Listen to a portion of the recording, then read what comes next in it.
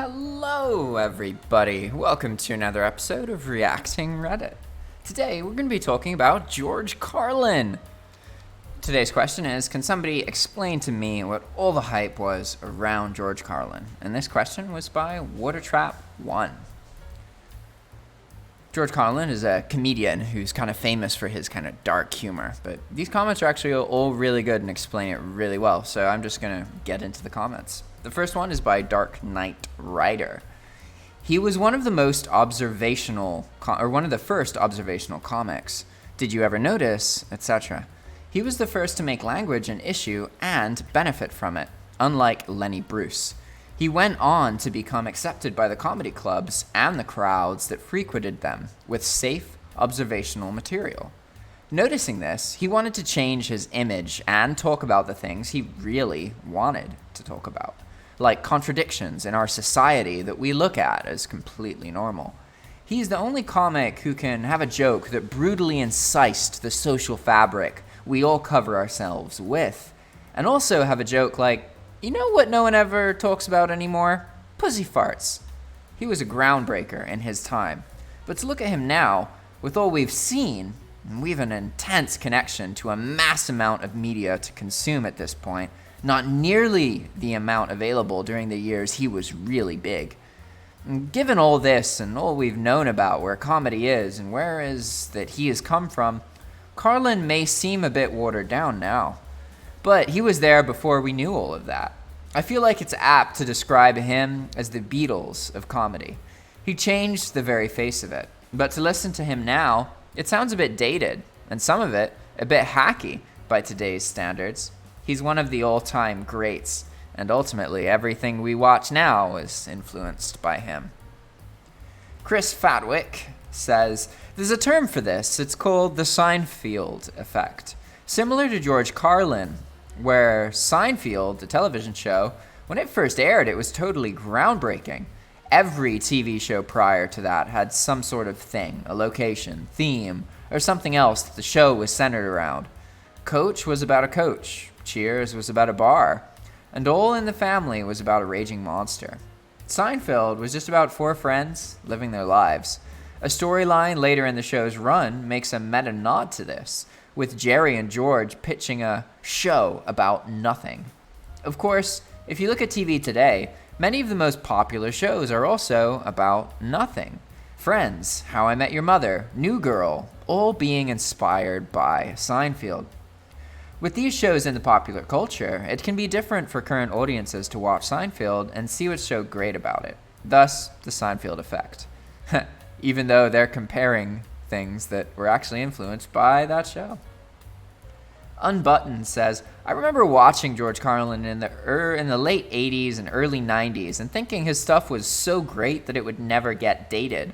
But now looking back, it kind of is.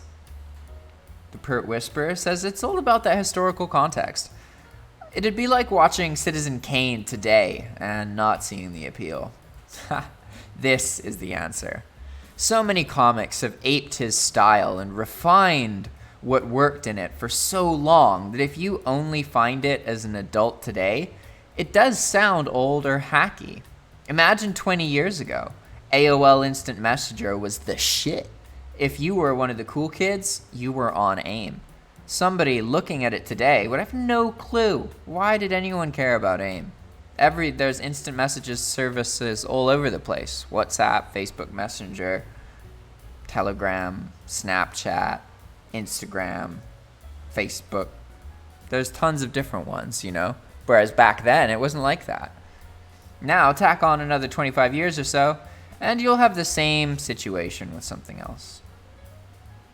Zombie Hey Hey Hey Oh says, I don't understand how people make one thread about the one comedian they don't like.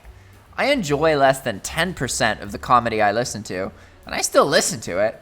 If I were to make a thread like this, I'd be like, can someone explain the appeal of Cosby, Pryor, Burr, Stanhope, Hicks, every Australian comic, Segura, Moran, Bruce, and Carlin? But I get that I don't like them because I don't have the same life experience and brain chemistry as other people. People still love Carlin, the Beatles, and Seinfeld, even if they weren't around for it. And some people can't relate. That's totally normal. I like how Carlin isn't funny gets upvoted, but I can't even question whether Bill Burr is still being genuine instead of persona first without catching a barrel of dry-aged dicks to the turd cutter. Yeah, welcome to Reddit. That's kind of how it works. You basically find a subreddit of people who are like you, or you get fucked. It's not all, one subreddit. You could post the same comment on 300 different subreddits, and it would get exponentially different circumstances. One subreddit might love it and upvote it and share it and award it, whereas the other ones just talk a bunch of shit and insult your mother. Fist Hard Cheese says he did amazing performance art. He did not do traditional setup or punchline jokes. He told stories with a rhythmic beat, and the slant he put on those stories made them funny. It was a unique way to make people think about things they did, but never stopped to think about why.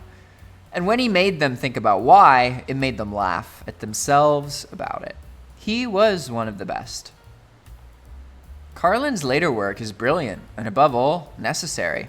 He spouts hard truths, yet makes them palatable with intense humor. He kept pushing boundaries until the very end. Quick Draw Tim McGraw says, "You may be like me and only care about jokes and nothing else. Then, yeah, most sacred cows will fall flat.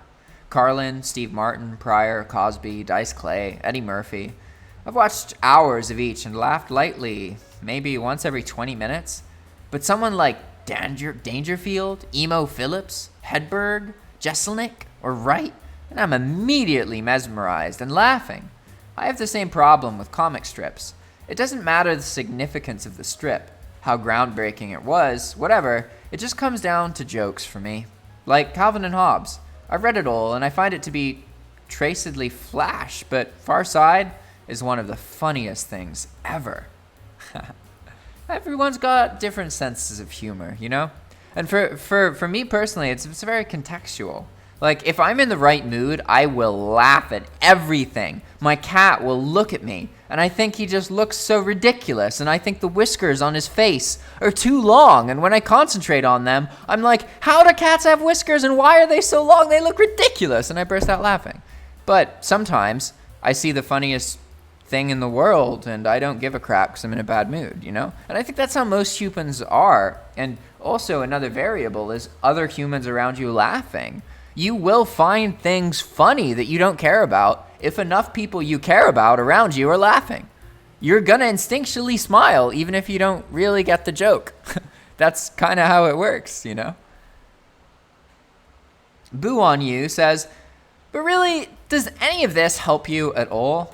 My main point being, you have to look at his material and popularity in context for his time. If he started to become popular today, I think his material, and probably even his delivery and style too, would be completely different than what it was, because you can't properly understand anyone outside of their context. That may not change your opinion of his material, but it should at least help you understand why he is, or was, so popular." DH405 says, "If you enjoy almost any comedy of today, then you are a fan of George Carlin, because his fingerprints are all over every scrap of funny that you have ever digested. You like Rick and Morty? Guess what? Partially inspired by George Carlin humor." Flatline Hun says, "Humor is not objective, and will never be. He might not be funny for you. He is funny to me, and apparently a lot of others." Kamla Khan says, "You know how the observational material thing has become a cliche? It's because they were all emulating George Carlin. You have the benefit of watching only the best of what observational material was honed into over the decades. George didn't get to decorate the walls of observational comedy because he was too busy building its foundation. This post is like watching the silent Nosferatu and saying, 'Dumb, not scary, bad effects. Explain why people like it.' You're completely dismissing context. He was also a politically relevant comic, to the point where he was the central figure in the FCC versus Pacifica Foundation Supreme Court case over censorship on the airwaves. And at the time, comedians did not go against the grain. After all, you don't want to end up like Lenny Bruce. Comedy before Carlin was mostly written by people other than the performers in a preset block, and you could hear 12 different comics do it in a year. Carlin not only stressed the importance of originality, but he was the first comic to really embody a counterculture point of view. If you don't have Carlin, you don't have most comics working today, or even what we think of as stand-up. Comics writing and performing their own material. And it doesn't have to be clean. Ever say fuck at an open mic? Huh. Thanks, George. Yeah. Cool influences. This was stand-up before Carlin opened the door to the original perspective-driven material. This was comedy before Carlin made it okay to not be an opening lounge act. This is a little closer to today. But still, it wasn't written by King, and these jokes were jokes he told in the 50s. Hell, Carlin single-handedly built the HBO comedy brand that would grow to launch the comedy careers of dozens of working comics today. Even Lewis's fat big break came just after a half hour in the house that George built. Crazy J Miles says, I still like Carlin for his unique view on things and especially his darker jokes. He's up there with Pryor as one of the most influential comedians of all time. But I can see why anyone might not like a lot of his wordplay or observations. Alright everybody, that's it for now. Please comment, like, and subscribe if you want to support this content, or if you want to make videos just like this all by your lonesome, reach out to us. We are looking for more content creators to work with to help them make YouTube videos and thumbnails. Thanks for watching. See you next time.